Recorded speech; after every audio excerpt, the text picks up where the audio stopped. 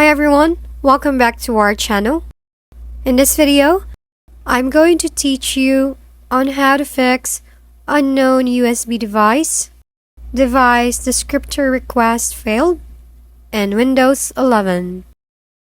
Open your device manager, click the search icon, then search device manager and open it. Next, expand the universal serial bus controllers. If the first driver doesn't work, then try one by one. After that, right-click on the controller, then choose Uninstall Device. Click Uninstall again to confirm. After doing all of that, restart your computer.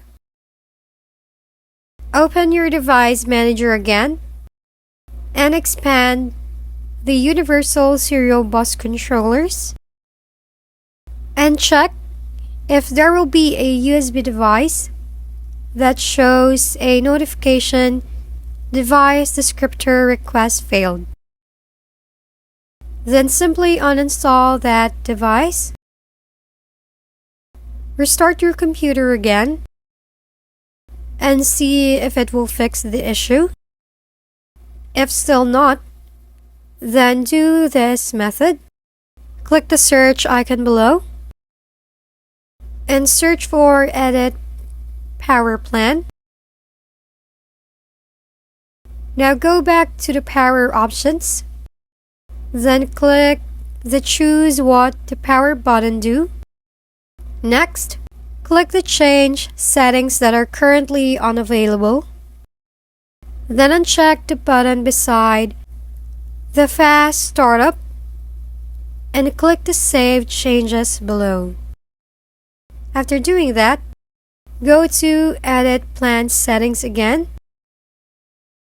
Then select Change Advanced Power Settings. In the pop-up window, double-click on the USB. Then once again, double-click it. Change settings to disabled and then click apply below, then OK. Now restart your computer and it should be able to fix the problem.